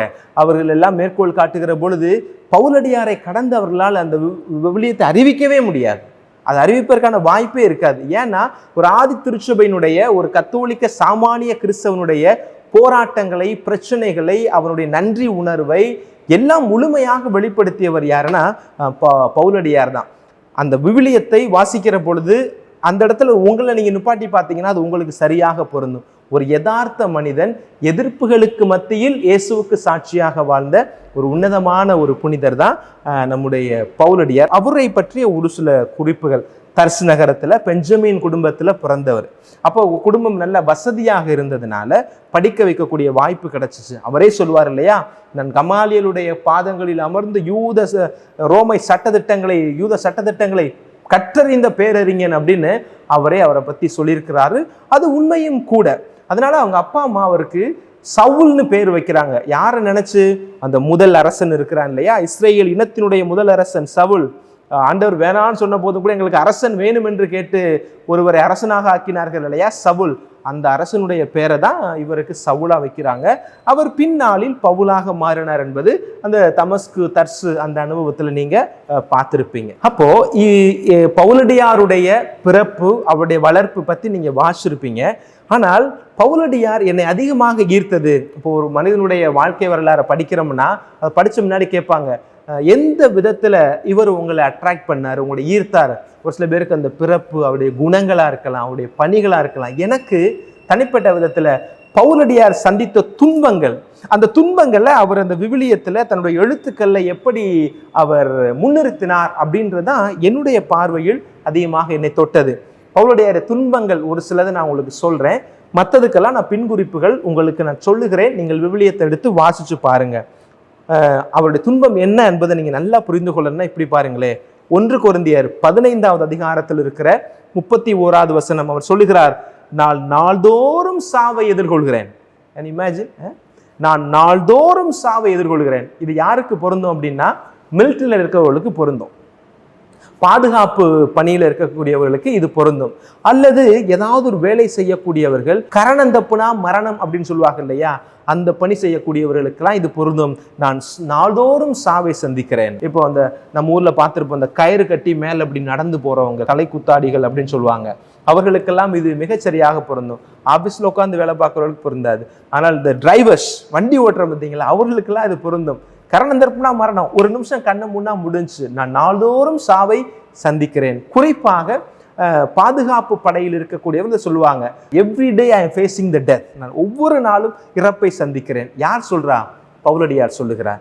எப்படிப்பட்ட மனிதன், வசதி வாய்ப்போடு, அறிவுத்திறனோடு, பலராலும் போற்றப்பட்ட, ஏற்றுக்கொள்ளப்பட்ட ஒரு நல்லறிஞனாக இருந்த சவுல் பவுலாய் மாறியதனால் அவருடைய வாழ்க்கையில் ஏற்பட்ட பெரும் மாற்றம், தினம்தோறும் சாவை சந்திக்கக்கூடிய ஒரு நிலைக்கு அவர் தள்ளப்படுகிறார். எதற்காக? அவர் ஒரு தவறான ஒரு காரியத்தை பண்ணிட்டு, ஏதோ ஒரு களவாணித்தனத்தை பண்ணிட்டு, அல்லது ஒரு விதமான தவற்றைய குற்றத்தையோ பண்ணிவிட்டு உயிருக்காக ஓடிக்கொண்டிருக்கிற பொழுது மற்றவர்களை துரத்துகிறார்கள், நீதியின் முன்பாக நான் ஓடிக்கொண்டிருக்கிறேன் அல்ல. அவர் கிறிஸ்துவின் பொருட்டு ஒவ்வொரு நாளும் சாவை சந்திக்கக்கூடியவராக இருந்தார். இது எல்லா வேத சாட்சிகளுக்கும் இறை மனிதர்களுக்கும் பொருந்தக்கூடியதாக அந்த நாட்களில் இருந்தது. இப்போ ஒவ்வொரு நாளும் சாவை சந்திக்கக்கூடிய மனுஷன்ட்ட இன்னொரு குணம் நம்ம என்ன பார்க்கலாம் அப்படின்னா, விழிப்பா இருப்பார்கள். இரண்டாவது, எப்போது வேணாலும் சாவு வந்துடலாம், இந்த நிமிஷத்தை நான் சரியா வாழ்வேன் அப்படின்ற மனநிலை அவர்களுக்குள்ளாக இருக்கும். எனக்கு எப்போ வேணாலும் சாவு வரலாம், இருக்கிற வரை ஏதாவது உருப்படியா நான் செஞ்சுட்டு போவேன் அப்படின்ற மனநிலையும் வரும். அதை பவுலடியார்ட்ட பார்க்க முடியும். என்னை சாவு துரத்துகிறது, அதுல எனக்கு எந்த மாற்று கருத்தும் இல்லை. ஆனால் சாவு என்னை கவ்வுகிற வரை, என் உயிரின் உறுதி நிமிடம் வரை என் கிறிஸ்துவுக்காக நான் ஓடுவேன் அப்படின்னு அவர் ஓடிக்கொண்டே இருந்தார். 1 கொரிந்தியர் 4வது அதிகாரத்தில் இருக்கிற 9வது வசனம். கடவுளின் திருத்தூதராகி எங்களை அவர் எல்லோருக்கும் கடையவராக்கினார். கடவுளால் தேர்ந்தெடுக்கப்பட்டு விட்டோம் அப்படின்றதுனால எல்லோருக்கும் உயர்ந்த இடத்துல எங்களை ஆண்டவர் வைக்கல, அதை நாங்க விரும்பவும் இல்லை. இயேசு ஆண்டவர் எங்களை கடையவராக மாற்றினார், நாங்கள் மரண தண்டனை பெற்றவர்கள் போல் ஆனோம் அப்படின்னு சொல்லுகிறார். அப்போ எங்களை நாங்க உயர்த்தி வைத்துக் கொள்ளவில்லை, அந்த கடைநிலையிலிருந்து கடவுளுக்கு பணி செய்கிறோம், எங்களுக்கு மரண தண்டனை கொடுக்கப்பட்டது போல் நாங்கள் உணர்ந்தோம் அப்படின்னா சாவை நாங்கள் முன்னிறுத்தி ஓடிக்கொண்டே இருக்கிறோம் அப்படின்றத சொல்றார். ஒரு மனுஷனுக்கு சாவு கண் முன்னாடி வந்துருச்சு அப்படின்னா, சாகக்கூடிய நாள் தெரிஞ்சிருச்சு அப்படின்னா வாழக்கூடிய நாட்கள் நரகமாய் மாறிவிடும் சொல்லுவாங்க. யதார்த்தமா சொல்லக்கூடியது. அதனாலதான் மரண தண்டனை கொடுக்கப்பட்டவருடைய வாழ்க்கையெல்லாம் அவர்களுக்கு என்னைக்கு அந்த மரண தண்டனை கொடுத்தார்களோ அந்த நாளிலிருந்து அவர்கள் செத்தவர்கள் போல ஆனார்கள். ஏன்னா சாகக்கூடிய நாள் தெரிஞ்சா வாழக்கூடிய நாள் எல்லாம் செத்துக்கிட்டே தான் இருப்பாங்க. அதனாலதான் மரண தண்டனை, தூக்கு தண்டனை வேணாம், ஆயுள் தண்டனை கொடுங்க அப்படின்னா சொல்றாங்க. இங்க பாருங்க, மரண தண்டனை பெற்றவர்கள் போல் நாங்கள் ஆனோம். அப்ப எங்களுக்கு சாவு நிர்ணயிக்கப்பட்டு விட்டுச்சு. ஆனால் சராசரி மனிதனை போல சாவு என் கண்முன் இருப்பதனால் வாழக்கூடிய நாளை நான் மரணமாய் கருதாமல் என் ஆண்டவருக்காக ஓடுவேன் அப்படின்னு நம்பிக்கையை வெளிப்படுத்துறார் இல்லையா, அங்குதான் பவுலடியாருடைய துன்பத்தினுடைய மீட்சியை பார்க்க முடிகிறது. இது போக ஒரு 5-6 உதாரணங்களை, மேற்கோள்களை சொல்லுகிறேன், நேரம் இருக்கிற பொழுது வாசித்து பாருங்கள். ரோமேயர் எழுதிய திருமுகம் 8:35 தான் பெற்ற துன்பங்களை சொல்லுகிறார். 1 கொரிந்தியர் 4வது அதிகாரம் 9 முதல் 13 வரை இருக்கிற இறை வார்த்தைகளில் தான் பட்ட துன்பங்களை சொல்லியிருக்கிறார். 2 கொரிந்தியர் 4வது அதிகாரம் 8 முதல் 9 அங்கேயே நீங்க பார்க்க முடியும். அதே 2 கொரிந்தியர் 6வது அதிகாரத்துல 4 முதல் 5 வரை இருக்கிற இறைவார்த்தை பகுதிகள். அதே 2 கொரிந்தியர் 11வது அதிகாரத்தின் 23 29 வரை இருக்கக்கூடிய இறை வார்த்தைகள். அதே 2 கொரிந்தியர் 12வது அதிகாரத்தின் 10வது வசனம். இதையெல்லாம் நீங்க வாசிச்சு பார்த்தீங்க அப்படின்னா அவருடைய துன்பத்தினுடைய அந்த உச்சம் உங்களுக்கு புரியும். இது போக ஒரே ஒரு இறைவார்த்தை வாசிக்க விரும்புகிறேன். வெகு சிறப்பாக 2 கொரிந்தியர் 11வது அதிகாரத்தின் 23 முதல் 28 வரை இருக்கிற அந்த இறைவார்த்தை பகுதி. அதை முழுமையாக உங்களுக்காக நான் வாசிக்கிறேன். 5 முறை யூதர்கள் என்னை சாட்டையால் 1 குறைய 40 அடி அடித்தார்கள். 3 முறை தடியால் அடிபட்டேன். 1 முறை கல்லெறிபட்டேன். 3 முறை கப்பல் சிதைவில் சிக்கினேன். ஓர் இரவும் பகலும் ஆழ்கடலில் அல்லலுற்றேன். பயணங்கள் பல செய்தேன், அவற்றில் ஆறுகளாலும் இடர்கள், என் சொந்த மக்களாலும் இடர்கள், பிற மக்களாலும் இடர்கள், நாட்டிலும் இடர்கள், காட்டிலும் இடர்கள், கடலிலும் இடர்கள், போலி திருத்தூதர்களாலும் இடர்கள், இப்படி எத்தனையோ இடர்களுக்கு ஆளானேன். பாடுபட்டு உழைத்தேன், பன்முறை கண் விழித்தேன், பசி தாகமுற்றேன், பட்டினி கிடந்தேன், குளிரில் வாடினேன், ஆடையின்றி கிடந்தேன். இவை தவிர எல்லா திருச்சபைகளிலும் பற்றிய கவலை எனக்கு அன்றாட சுமையாக இருந்தது. இதுக்கு மேல என்ன சொல்றதுன்னு எனக்கும் தெரியல. கடலில் இயற்கை மூலமாகவும் அவருக்கு அவ்வளவு அச்சுறுத்தல்கள், அவ்வளவு தூரம் வசதி இல்லாத சூழலில் ஆண்டவரை ஒருபோதும் அவர் மறுதளிக்கலை. அவர் ஒரு நாள் கேள்வி கேட்கல. ஆண்டவர், நான் உங்களுக்காகத்தானே ஓடிக்கொண்டிருக்கிறேன், இந்த இயற்கை உங்களுடைய கட்டுப்பாட்டில் தானே இருக்கிறது, இந்த கடலை சற்று அமைதிப்படுத்தலாமே. ஆண்டவர், உங்களுக்காகத்தானே ஓடிக்கொண்டிருக்கிறேன், இந்த வெயிலை சற்று குறைக்கலாமே. ஆண்டவர், உங்களுக்காகத்தானே ஓடிக்கொண்டிருக்கிறேன் என்று ஆண்டவரிடம் முறையிடாமல் அத்துணை துன்பங்களையும் ஏற்றுக்கொண்டுகிறார். கடைசி என்ன சொல்றாரு பாருங்களே, இதெல்லாம் என்னுடைய தனிப்பட்ட விதத்தில் நான் சந்திக்கக்கூடிய பிரச்சனைகள். இது எனக்கு சாட்டடியா இருக்கலாம், என்னை நாடு கடத்தினதாக இருக்கலாம், என்னை அந்த நடந்திருந்தாலும் கூட என்னை மிகவும் அதிகமாக வாட்டுவது நான் பெற்ற அந்த திருச்சபை அது எப்படி இருக்கிறதோ அப்படின்ற கவலை தான் எனக்கு இருக்கிறது. அப்படின்னா தன்னுடைய சொந்த கவலைகளை காட்டிலும் தான் அறிவித்த இயேசு எப்படி அந்த மக்களுக்கு மத்தியில் கருவாய் உருவாய் இருக்கிறார், வளர்ந்து கொண்டிருக்கிறார் என்பதை அறிகிற பொழுதும் அறியாமல் நிற்கிற பொழுதும் தான் என்னை கவலை ஆட்கொள்கிறது என்று தன்னுடைய துன்பங்களை முன்னிறுத்தி பிறருடைய துன்பங்களை முன்னிறுத்தி வேதனைப்படக்கூடிய ஒரு உன்னதமான மனிதராக பவுலடியார் நம்முடைய கண்களுக்கு இந்த இடத்தில் காட்டப்படுகிறார்.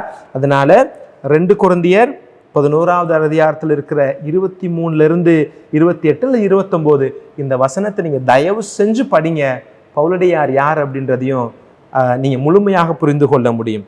2 கொரிந்தியர் 12வது அதிகாரத்தில் 7வது வசனம் இப்படியாக சொல்கிறது, இருமாப்பு அடையாதவாறு பெருங்குறை ஒன்று என் உடலில் தைத்த முள் போல் என்னை வருத்துகிறது.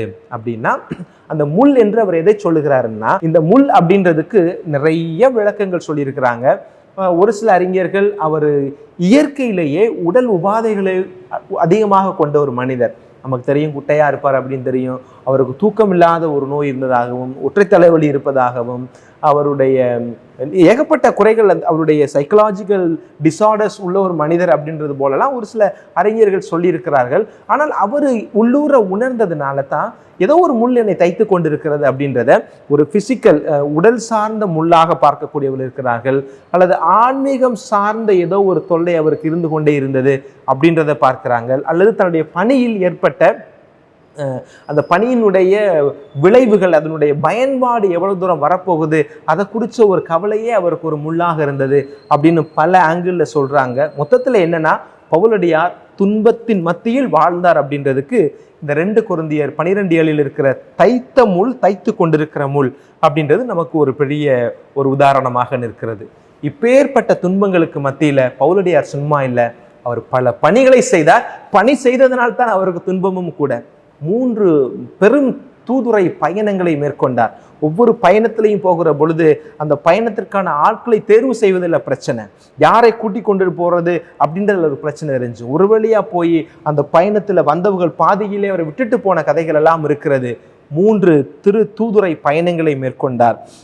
பணியை தொடங்கி 14 வருஷம் கழிச்சு தான் எருசலேமுக்கே போனார். அப்படின்னா ஒரு நாடோடி போல, நாடோடி போல ஊரா சுத்தி, அதே நேரத்தில் ரோமை ஆளுநர்களுக்கும் அந்த பரிசேய சதுசேயர்களுக்கும் பயந்து தலைமறைவாக ஒரு வாழ்ந்த ஒரு மனிதரானால்தான் 14 வருஷம் அந்த எருசலேமுக்கே அவரால் போக முடியாமல் 14 வருடம் கழித்து எருசலேமுக்கு சொன்னதாக அவருடைய வரலாற்று உண்மைகள் சொல்லுகிறது. இறுதியாக அவருடைய இறப்பை பற்றிய ஒரு செய்தி. எப்போ இறந்தார் அப்படின்றத சொல்லணும் இல்லையா? அவருடைய துன்பங்கள், அவர் செய்த பணிகள், இதையெல்லாம் சொன்ன பிறகு இறப்பு. பேதுருவும் பவுலும் ஒரே நாளில் தான் இறந்ததாக சொல்லுகிறார்கள். 65 AD நீரோ மன்னனுடைய ஆட்சி காலத்தில் பவுலடியாருடைய தலை சிறை சேதம் செய்யப்பட்டு அவர் செத்து போனார். அதில் ஒரு காரியம் என்ன சொல்கிறாங்க அப்படின்னா, அவர் தலையை வெட்டுகிற பொழுது பவுலடியாருடைய தலை அப்படி குதிச்சு 3 இடத்துல ஜம்ப் பண்ணி போச்சான். அந்த 3 இடங்களுமே நீரூற்றாய் மாறி இருக்கிறது, அந்த நீரூற்று இன்னும் வந்து கொண்டு இருக்கிறது என்றெல்லாம் சொல்லுகிறார்கள். அதனுடைய உண்மைத்தன்மை தெளிவாக தெரியாதனால நான் அதை ஆணித்தரமாக சொல்ல விரும்பலை. நீங்கள் ப்ரௌஸ் பண்ணி பாருங்கள், உங்களுக்கு தெரிந்தவர்களோடு இதை பற்றி கேட்டு பாருங்கள். பவுலுடையாருடைய இறப்பை பற்றி நீங்களே தேடி படிங்க, கேட்டு பாருங்கள். உங்களுக்கு ஏதாவது செய்தி கிடைக்குது அப்படின்னா நீங்கள் எங்களோடு பகிர்ந்து கொள்ளுங்கள், நம்முடைய கமெண்ட்ஸில் சொல்லுங்கள். அது அடுத்த ஆண்டு இதே போல் ஒரு விழா வருகிற பொழுது அதை இன்னும் சற்று அதிகமாக மக்களுக்கு சொல்வதற்கு அது நமக்கு பயனுள்ள விதத்தில் இருக்கும் என்று நம்புகிறேன். அன்புரை பிள்ளைகளை, இன்றைக்கு நம்ம இரு பெரும் புனிதர்களை பற்றி தெரிந்து கொண்டதோடு அந்த விழாவை மகிழ்ச்சியோடு கொண்டாடுகிறோம். The two pillars of the Catholic Church. ஒரு பக்கம் பேதுரு இருக்கிறார், இன்னொரு பக்கம் பவுலும் இருக்கிறார். இந்த தூண்கள் இரண்டும் ரொம்ப உறுதியா இருக்கிறதுனால தான் இந்த திருச்சபை இன்றைக்கு வரை எத்தனை எதிர்ப்புகளை சந்தித்தாலும், அது அசைவு கொடுத்தாலும் அசைந்து கொடுத்து தன்னை தகவமைத்து கொண்டு நாளொரு மேனியும் பொழுதர் வனமுமாய் திருச்சபை உயர்ந்து வளர்ந்து கொண்டு இருக்கிறது. அப்பேற்பட்ட ஒரு திருச்சபையில தான் நீங்களும் நானும் அங்கமாக இருக்கிறோம். இது எவ்வளோ பெரிய ஒரு மகிழ்ச்சியான ஒரு காரியம்.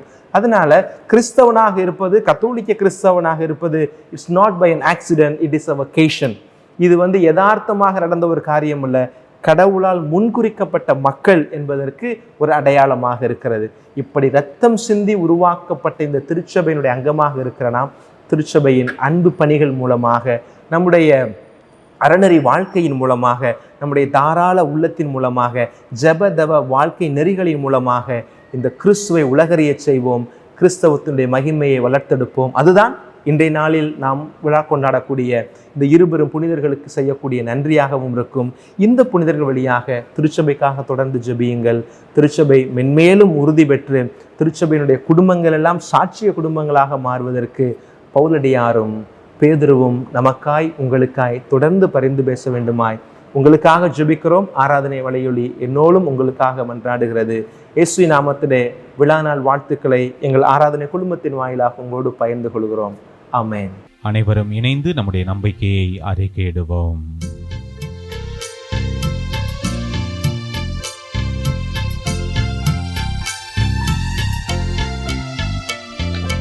விண்ணையும் மண்ணையும் படைத்தவராம் கடவுள் ஒருவர் இருக்கின்றார். தந்தை மகன் தூய ஆவியராய் ஒன்றாய் வாழ்வோரை நம்புகிறேன். தூய ஆவியின் வல்லமையால் இறை மகன் நமக்காய் மனிதரானார். கண்ணி மரியிடம் பிறந்தவராம் இயேசுவை உறுதியாய் நம்புகிறேன். லாத்துவின் ஆட்சியில் பாடுபட்டார், சிலுவையில் இறந்து அடக்கப்பட்டார்.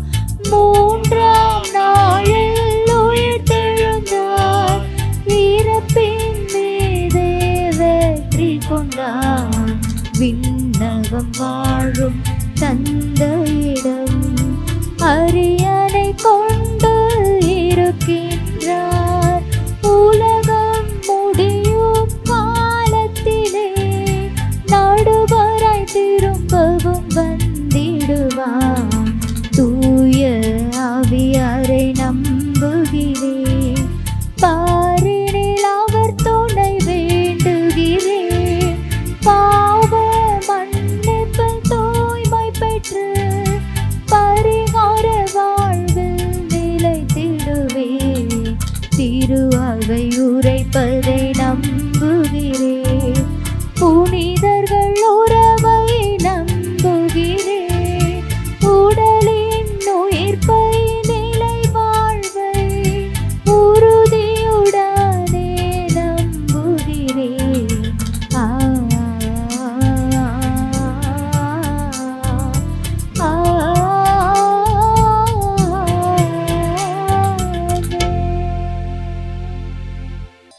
எதை தருவேன் இறைவா, நான் என்னை தருவேன் தலைவா.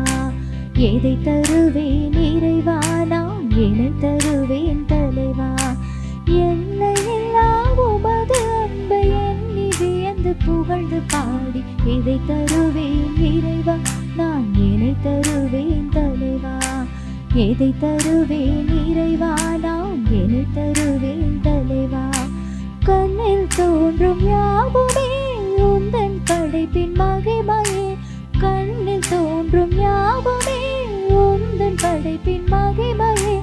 எந்த உடைமை என்று நான் ஏந்தி வர ஏதுமில்லை, எந்த உடைமை என்று நான் ஏந்தி வர ஏதுமில்லை. அப்பரச காணிக்கையை கொண்டு வந்திடும் திருமுன், அப்பரச காணிக்கையை கொண்டு வந்திடும் திருமுன். ஏற்றிடுவீர் மாற்றிடுவீர் இயேசு உடலும் இரத்தமுமா. எதை தருவேன் இறைவா, நான் எதை தருவேன் தலைவா. அன்புமிக்க சகோதர சகோதரிகளே, என்னுடையதும் உங்களுடையதுமான இப்பலி எல்லாம் வல்ல தந்தையாகி இறைவனுக்கு ஏற்றதாகும்படி மன்றாடுங்கள். ஆண்டவர் தமது பெயரின் புகழ்ச்சிக்காகவும் மாட்சிக்காகவும் நமது நன்மைக்காகவும் புனித திரு அவை அனைத்தின் நலனுக்காகவும் உமது கையிலிருந்து இப்பலியை ஏற்றுக்கொள்வாராக. ஆண்டவரே, நாங்கள் உமது திருப்பெயருக்கு ஒப்புக் கொடுக்கும் பலி பொருளோடு திருத்தூதர்களின் மன்றாட்டம் இணைந்து உம்மிடம் எழுவதாக. அவர்களின் வேண்டலால் நாங்கள் இறைப்பற்றுடன் இப்பலி ஒப்புக் கொடுக்க செய்வீராக. எங்கள் ஆண்டவராகிய இயேசு கிறிஸ்து வழியாக உம்மை மன்றாடுகின்றோம்.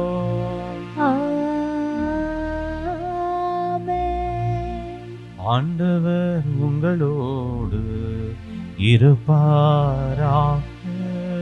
உம்மான்மாவோடும் இருப்பாராக.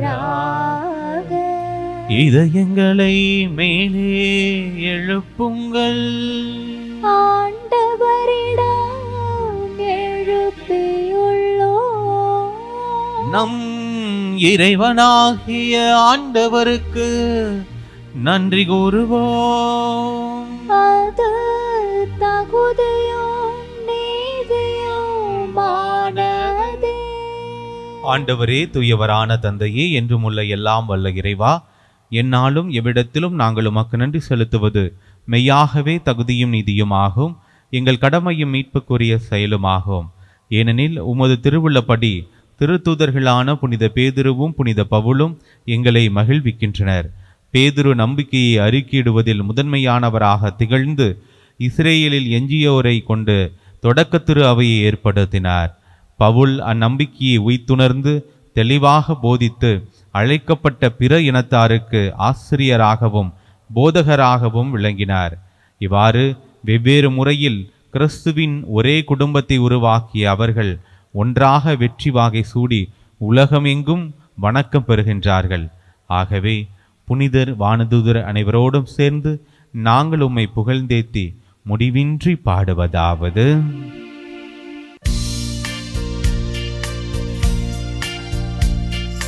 தூயவர் தூயவர் தூயவர், வான்படைகளின் கடவுளாம் ஆண்டவர்.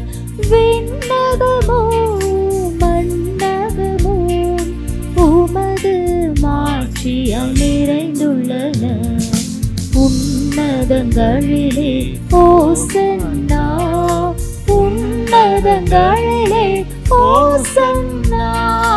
ஆண்டவர் பெயரால் வருகிறவர் ஆசீர் பெற்றவர். உன்னதங்களிலே ஓசன்னா, உன்னதங்களிலே ஓசன்னா.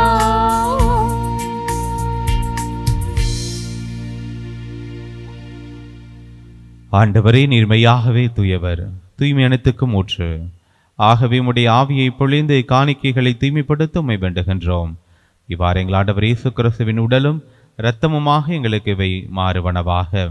அவர் பாடுபட உளம் கனிந்து தம்மை கையளித்த போது அப்பத்தை எடுத்து நன்றி செலுத்தி அதை பிட்டு தம் சீடர்களுக்கு அளித்து கூறியதாவது: அனைவரும் இதிலிருந்து பெற்று உண்ணுங்கள், ஏனெனில் இது உங்களுக்காக கையளிக்கப்படும் என் உடல்.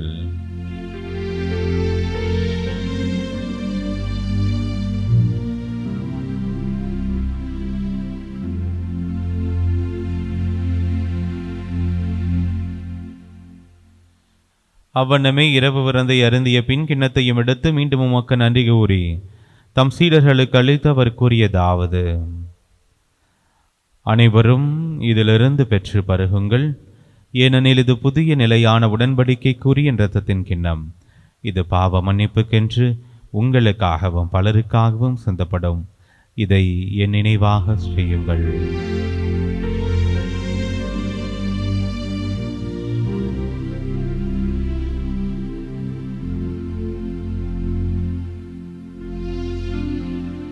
நம்பிக்கையின் மறைபொருள்.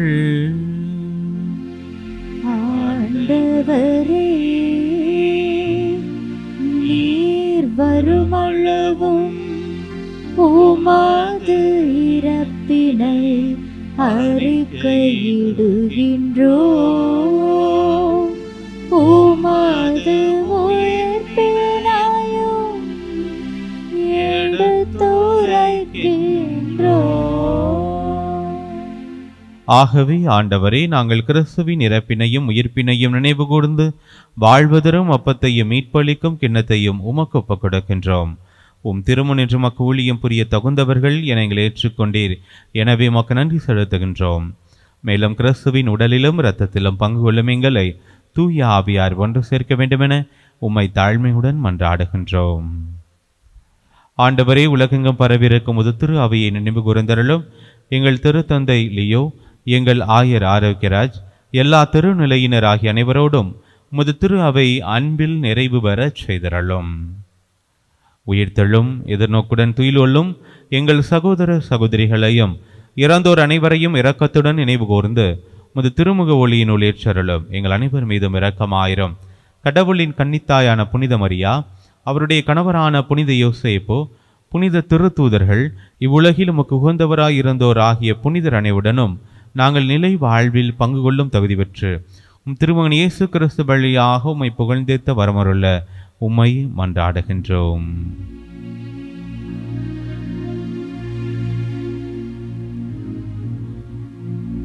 இவர் வழியாக இவரோடு இவரில் எல்லாம் வல்ல இறைவனாகிய தந்தையே,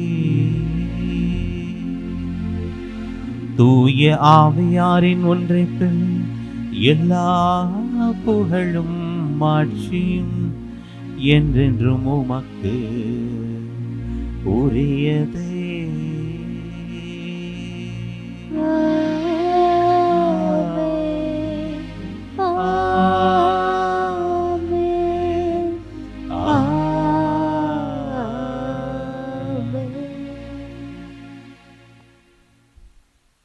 மீட்பரின் கட்டளையால் கற்பிக்கப்பட்டு இறை படிப்பினையால் பயிற்சி பெற்று நாம் துணிந்து பாடுவோம். விண்ணுலகில் இருக்கிற எங்கள் தந்தையே, உமது பெயர் தூயது என போற்ற பெறுக. உமது ஆட்சி வருக. உமது திருவுளம் விண்ணுலகில் நிறைவேறுவது போல மண்ணுலகிலும் நிறைவேறுக. எங்கள் அன்றாட உணவை இன்று எங்களுக்கு தாரும். எங்களுக்கு எதிராக குற்றம் செய்வோரை நாங்கள் மன்னிப்பது போல எங்கள் குற்றங்களை மன்னியும். எங்களை சோதனைக்கு உட்படுத்தாதேயும், தீமையிலிருந்து எங்களை விடுவித்தருளும். ஆண்டவரே, தீமை அனைத்திலிருந்தும் எங்களை விடுவித்து எங்கள் வாழ்நாளில் அமைதியை கனிவுடன் அருள உம்மை மன்றாடுகின்றோம். உமது இரக்கத்தின் உதவியால் நாங்கள் பாவத்திலிருந்து எப்போதும் விடுதலை பெற்று யாதொரு கலக்கமின்றி நலமாயிருப்போமாக. நாங்கள் நம்பியிருக்கும் பேரின்ப வாழ்வு எம் மீட்பராகிய இயேசு கிறிஸ்துவின் வருகைக்காகவும் காத்திருக்கின்றோம்.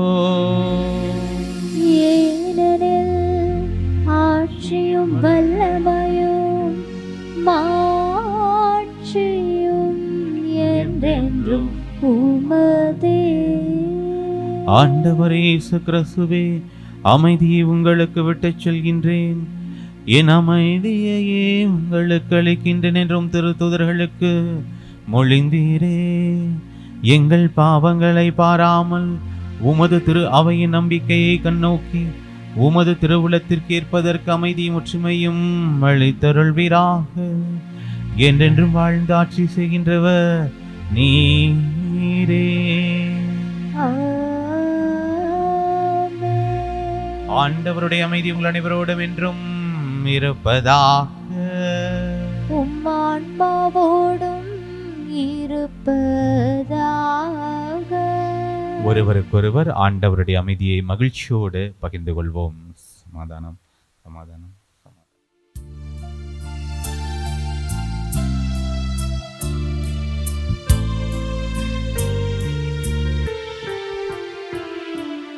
உலகின் பாவம் போக்கும் இறைவனின் செம்மறியே, எம்மேல் இரக்கம் வையும். உலகின் பாவம் போக்கும் இறைவனின் செம்மறியே, எம்மேல் இரக்கம் வையும். உலகின் பாவம் போக்கும் இறைவனின் செம்மறியே, எமக்கு அமைதி அருளும், எமக்கு அமைதி அருளும். ஆண்டவர் இயேசு கிறிஸ்துவின் நாட்களும் திருடலும் திறத்தமை திருப்பக்கும் தன்னைக்கும் இல்லாக்காமலும் பரிவிரக்கத்தின் மனதுக்கும் உடலுக்கும் பாதுகாப்பாகவும் நலமளிக்கும் அருமருந்தாகவும் இருப்பனவாக. இதோ இறைவனின் செம்மறி, இவரே உலகின் பாவங்களை போக்குபவர். செம்மறியின் விருந்துக்கு அழைக்கப்பெற்றோர் பேறு பெற்றோர். ஆண்டவரே, நீர் என் இல்லத்தில் எழுந்தருள நான் தகுதியற்றவள், ஆனால் ஒரு வார்த்தை மட்டும் சொல்லியருளும், எனது ஆன்மா நலமடையும். ஆசை திருவிருந்துக்கான மன்றாட்டு. ஆண்டவரே, நீர் என் இல்லத்தில் எழுந்தருள நான் தகுதியற்றவள், ஆனால் ஒரு வார்த்தை மட்டும் சொல்லியருளும் என்று நூற்றுவர் தலைவன் ஜெபித்தது போல நாங்களும் இப்போது உம் திருப்பாதம் பணிந்து வேண்டுகிறோம். இனிய இயேசுவே, நாங்கள் தகுதியற்றவர்களாய் இருந்தாலும் எங்கள் தகுதியின்மையை பாராமல் நீர் எங்கள் உள்ளங்களில் எழுந்து வாரும். உம் அன்பிலும் அருளிலும் நாங்கள் நிலைத்திருக்க எம்முள் எழுந்து வாரும். நன்மை செய்வதில் ஆர்வமுள்ளவர்களாய் தீமைகள் அனைத்திலிருந்தும் விடுதலை பெற்றவர்களாய் வாழவும் எங்களை வழிநடத்த வாரும். எல்லா நலன்களாலும் வளங்களாலும் எங்களை நிரப்ப வாரும். ஆமேன். நன்றி கூறி மன்றாடுவோமாக. ஆண்டவரே, திருவுணவால் நாங்கள் ஊட்டம் பெற்றுள்ளோம். அதனால் அப்பம் பிடுவதிலும் திருத்தூதர் கற்பித்தவற்றிலும் நிலைத்து நின்று உமது அன்பால் உறுதி பெற்று ஒரே இதயமும் ஒரே ஆன்மாவும் கொண்டவர்களாய் உமது திரு அவையில் வாழ்வோமாக. எங்கள் ஆண்டவராகிய இயேசு கிறிஸ்து வழியாக உம்மை மன்றாடுகின்றோம்.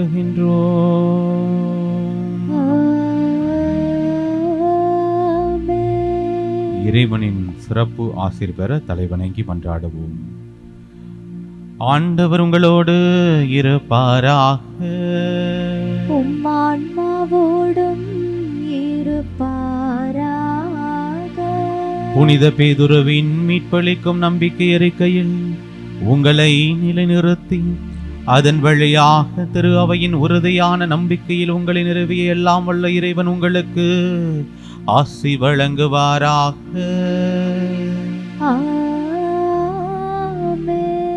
புனித பவுலின் அயரா போதனையால் உங்களுக்கு அறிவுரை தந்த இறைவன் அவரது எடுத்துக்காட்டால் நீங்களும் பிற சகோதர சகோதரிகளை கிறிஸ்துவிடம் அழைத்து உங்களுக்கு என்றும் அறிவுறுத்து வாராக.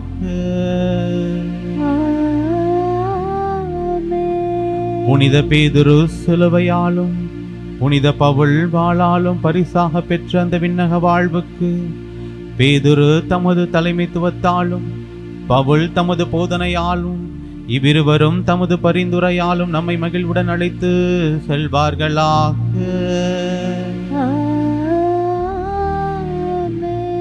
எல்லாம் வல்ல இறைவன் தந்தை மகன் தூயாவி உங்கள் ஒவ்வொருவரையும் நிறைவாக ஆசீர்வதிப்பாராக.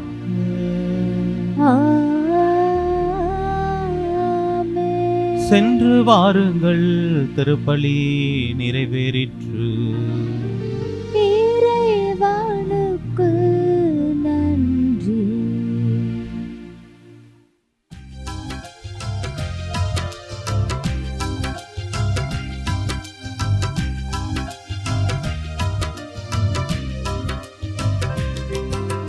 விண்மீன் முடியென அணிந்தவளே எங்கள் மறையே நீ வாழ்க. விண்ணக மன்னக காவலியே எங்கள் மாதா நீ வாழ்க.